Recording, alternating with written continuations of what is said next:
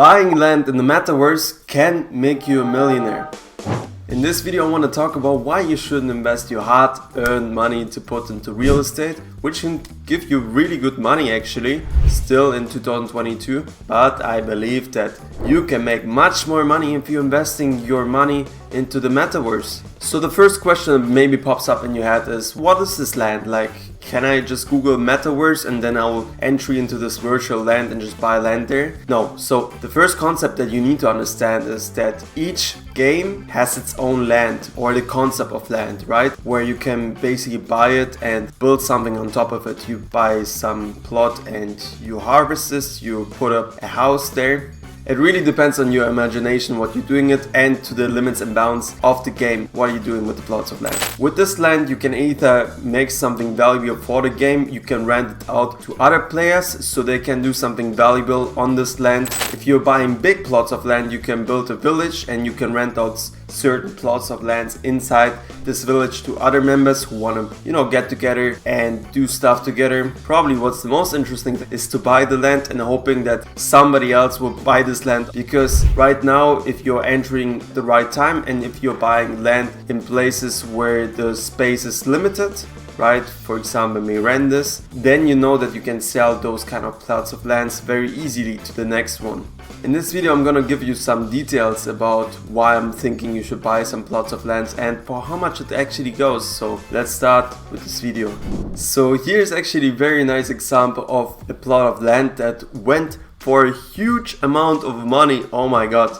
It went up for 2.4 million. That was the biggest sale in Decentraland that happened until this date. This is huge because think about it, 2.4 million. With this amount of money, you can actually buy real estate in some sort of parts of the world. In Silicon Valley, you would probably get only a small apartment, but in other parts of the world, you will get a mansion for this kind of money. And some people would rather put this money into Metaverse estate than the actual real estate, right? And this is interesting because people assume that the metaverse is a very distract object kind of concept out there, but it's not. It's basically gonna be an extension of our real life. So whenever we want to show something, or we need plots of land to build something, or we need also real estate to invite our friends there, we can probably do those same things in the metaverse. We can invite our friends, we can let them see what we are building there. We will have different plots of land, so some will be closer to things that we need, some are gonna be more far away. Let me give you some other examples of these kind of lands.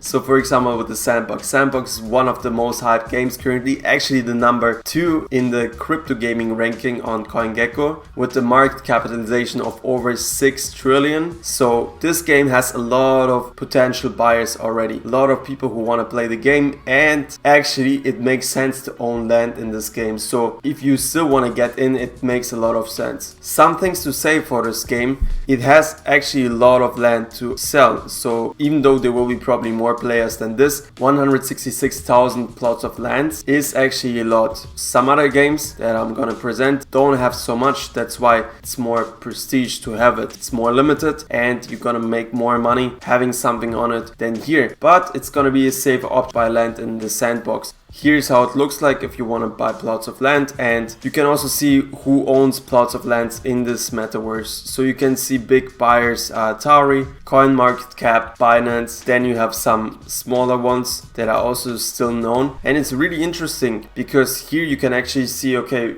if you want to be closer to this person, you're gonna have it here. If you want to have it somewhere else, you're gonna have it there. I saw it in Decentraland, where you can basically teleport yourself to different locations, and when you're walking around, basically you can also see on the horizon the other parts of there. So if there's something interesting happening, it's always good to have something in the surrounding thing. It's basic theory, but as an example, why is the city of Malaysia, Johor, also rich? Because Singapore in itself is a very rich country and the surrounding areas will also prosper. That's basic theory when you're thinking about where to put your real estate. If you're thinking more in the smaller sections, right, you rather put your real estate somewhere where there's a street, where there's good connection, and it should be also safe there. Those kind of things you consider when you're buying real estate somewhere. Obviously there's more things to it. I guess there's still the same concept applies to these kind of games, and here you can see this guy has plots of land here, so maybe I should consider buying also plots of land in this area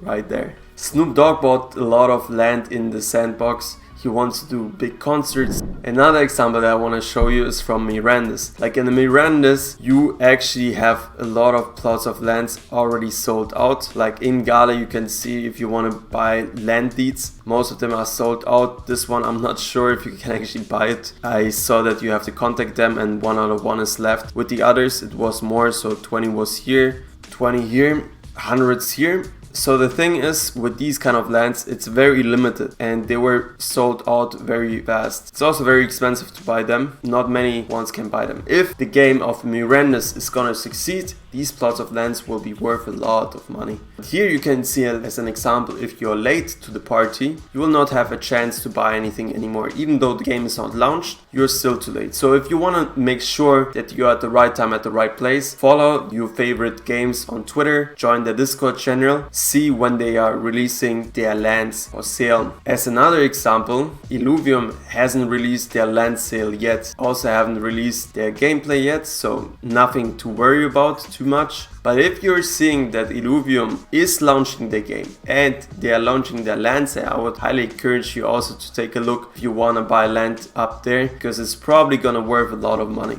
Why am I saying it? Because Illuvium has one of the highest market capitalization in the crypto gaming market, right? The most hyped games currently are Gala, Sandbox, Axie Infinity, and their land is worth a lot. You can see it on OpenSea for how much it sells on the secondary marketplace. Illuvium hasn't launched yet with their gameplay, so I would see that their land will be worth a lot when they will launch it. Especially because you know that in Illuvium you'll be able to run around. It's gonna be an open world game. You're gonna be able to do PvP and PvE. With this imagination, you can assume that it's gonna be worth a lot. And here's the last thing. So on OpenSea, you can see for how much the land sells on the secondary marketplace. But in general, like there's a lot of demand back and forth. Land sale, land buy, land sale, land buy. That's the future, basically. I'll publish another video where I explain what my favorite land sales are. And if you're interested into stuff like that, into crypto gaming, into new possibilities of becoming millionaires, I would highly encourage you to subscribe to the channel, give it a like, subscribe, hit the bell button, and see you in the metaverse.